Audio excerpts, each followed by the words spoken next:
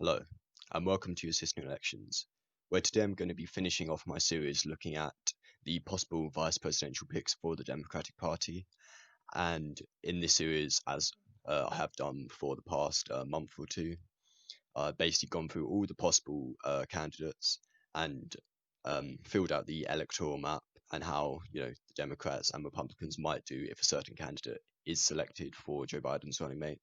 And this final episode, we'll be looking at Atlanta Mayor Keisha Bottoms, given that the field has probably been knocked down to the five top candidates at this point, and Joe Biden is expected to make his announcement, the coming week, basically. The start of August is when he's been projected to announce VP pick. Keisha Bottoms is the last major candidate that actually has a chance of being VP, and prior to her being the Atlanta mayor, voted in 2017, she was just a member of the Atlanta City Council, and effectively that's her entire political career. However, especially since the George Floyd protests and the riots that were held in Atlanta, she's definitely gained huge national media attention, and especially with her, you know, um, concerns and conflict between Georgia Governor Brian Kemp, especially about the statewide mandate for wearing masks in public. She's definitely gained a huge national spotlight on her, and has been a large supporter of Biden. Since mid 2019, she has supported him. So it's not anything new that she supported the vice president. However, so she's definitely going to have a good standing with Biden, and that could definitely help prove a good VP pick for Joe Biden and his campaign.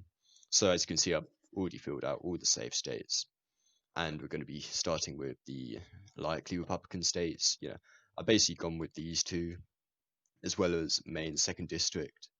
These all seem to be likely states at this point, Iowa and Texas. Unless you had specific candidates from these three areas, you probably would not be seeing them going to Democrats, and especially with people like Keisha Lance Bottoms, definitely not going to influence enough voters to come out and turn a somewhat solidly red state into a blue state in 2020. And the same with these Democratic states, um, probably New Hampshire and Virginia. This basically, the map that I filled out for nearly all the candidates. Democrats are 232, Republicans with 170, maybe 169, if you don't count Maine second district. But again, Keisha Bottoms isn't going to do much more to influence voters in these areas than Joe Biden would. And I would be surprised if any of these states did not go to the Democrats come 2020 unless something huge happened in the coming months. But I cannot see that happening.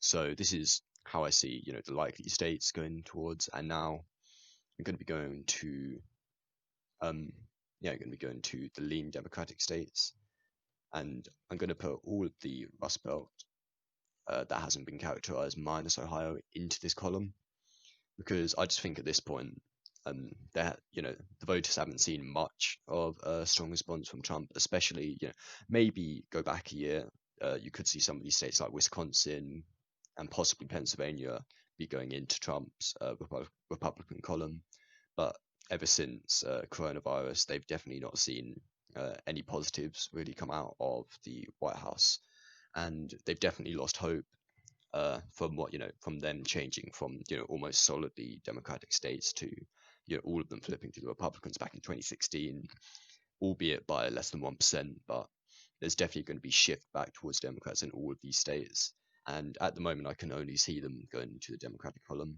which along with their likely states, this is all the Democrats really need. Just these three um, Rust Belt states to go back into the Democratic column, and they have won the presidency. However, we're still going to continue the map, and I think Nebraska's second district in this case isn't going to be too important in the grand scheme of things, and I think would go to the president by a lean margin. Especially Keisha Lance Bottoms definitely not going to there's not a huge black population in the suburbs and city of Omaha, Nebraska. So I don't really think there's going to be much of a change in what happened in 2016 in that area of the state. Maybe a somewhat slight shift to the Democrats looking at polling data, but really nothing more major than that. And I'm going to be following the rest, almost all of the rest of these states as tilt Democratic states, the home state of Georgia, Florida, and North Carolina.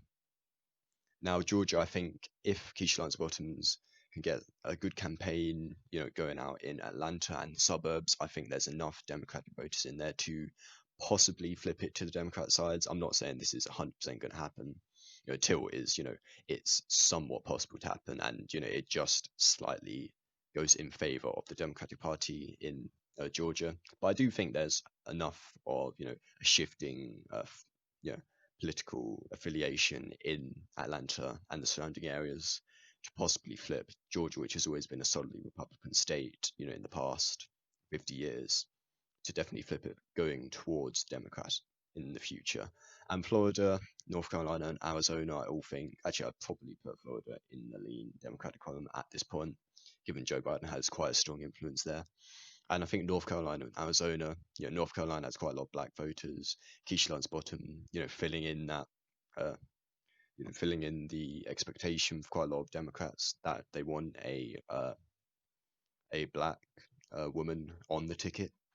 And Arizona, I think, again, in the recent videos that I've done, I'm saying that it could go either way at this point, but there's definitely shifts towards Democrats who will definitely be a lot closer. I could definitely say within 2 point win for either party come November.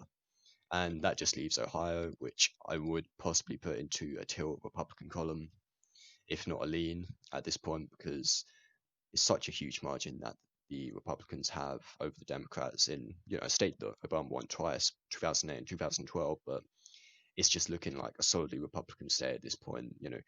Trump has secured a base there, and I think that base is large enough to carry him over the line, even if he does lose. I'm going to put that into the lean margin. Even if he does lose, half, about 5% or 2.5% of the votes, because then that would still give the Republicans a 5 point, margin, which would put it into the lean, possibly like column. So I think overall that's probably what we're going to see. The final results are the Democrats with Keisha Lance Bottoms as VP would get 349 electoral votes to the Republicans 189. And I think Keisha Lance Bottoms could definitely help influence some votes in the southeast of the country. North Carolina, Georgia, and Florida are all very competitive at the moment and really could go either way. They could all go Republican, they could all go Democratic. But I think with Keisha Lance Bottoms, if she, does good, she can definitely influence voter turnout. When she runs a good campaign stops, and really goes into what the to what the population there want. Then I think the Democrats have, a somewhat decent chance of winning these states. And I'm going to end the video here. So thank you for watching. Hope you enjoyed. Remember to like, comment, and subscribe. And I'll see you all again soon.